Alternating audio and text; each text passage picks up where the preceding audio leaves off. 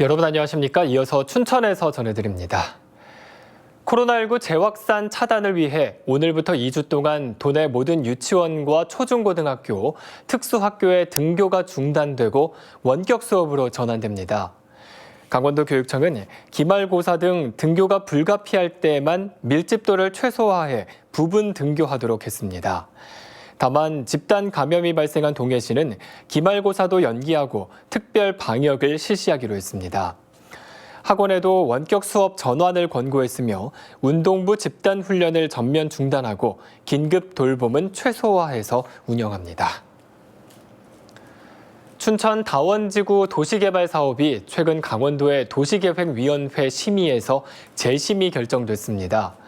한국토지주택공사는 5,390여 세대 규모의 사업 계획안을 제출했지만 도시계획위원회에서 너무 밀집도가 높다는 의견이 나와 재심의 결정됐습니다.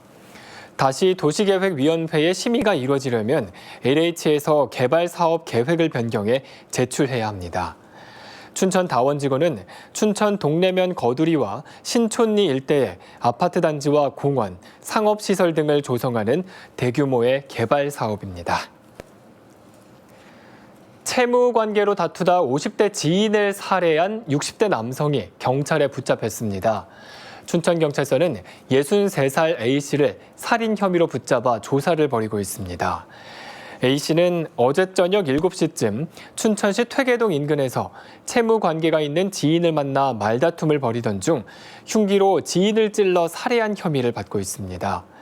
경찰은 A씨를 현행범 체포해 정확한 범행 동기를 조사하고 있습니다. 강원도가 경력단절 여성 구직활동 지원금을 새해에도 지원합니다. 강원도는 작년부터 구직기관에 등록돼 있는 만 35세에서 54세 이하 가구소득 기준 중위 150% 이하의 미취업 여성을 대상으로 선정 작업을 거쳐 매월 50만 원씩 5개월 동안 최대 250만 원을 지원하고 있습니다. 지난달 23일부터 5일 동안 2,170명을 대상으로 실시한 올해 만족도 설문조사에서 사업 만족도는 85.8%로 나타났고 건의사항으로는 지역 특성을 고려한 직업 컨설팅과 시간제 일자리 제공 등이 제시됐습니다. 인형극 전문학교가 오는 2022년까지 춘천 청소년 여행의 집을 리모델링해 개관될 예정입니다. 사단법인 유니마 코리아는 춘천시와 함께 아시아 최초의 인형극 전문학교인 인형극 특화 창업 지원센터 건립을 추진하고 있습니다. 이곳은 예술인에게만 한정된 공간이 아닌 일반 기초예술교육과 시민예술교육을 함께하는 센터로 운영될 방침입니다. 유니마 코리아는 센터 설립을 통해 전문가를 배출하고 춘천을 인형극 특화 도시로 만들겠다고 밝혔습니다. 자유한국당 강원도당 사무실에서 소란을 피운 혐의로 재판을 받은 한 단체 소속 회원들이 2심에서도 벌금형을 선고받았습니다. 춘천지법 형사 1부는 퇴거 불응과 업무방해 혐의로 기소된 A씨와 B씨에게 1심과 같은 벌금 300만 원과 200만 원을 선고했습니다.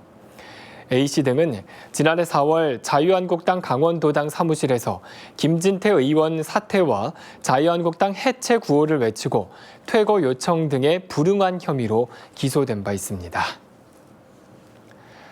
강원도가 모바일 강원 상품권 연말 10% 특별 할인 행사에 이어 새해에도 할인 행사를 계속합니다. 강원도형 배달앱 일단시켜와 강원마트 온라인 결제 도입을 기념한 이번 연말 특별 할인은 30억 원 규모로 내일부터 열흘 동안 진행됩니다. 이어서 코로나19로 인한 지역 경제 위기 극복을 위해 내년 1월부터 400억 원을 투입해 한 사람당 월 30만 원 한도 내에서 10%의 연중 할인 행사를 이어갈 예정입니다. 기후변화로 자연재해 피해 규모가 커지자 강원도가 농업 분야 재해보험을 확대 지원하기로 했습니다. 이를 위해 국비 등 325억 원을 투입해 농작업 중 발생한 상해와 질병 등 각종 사고와 태풍과 같은 자연재해 피해 농가에 대한 보험료 지원율을 85%에서 90%로 높이기로 했습니다.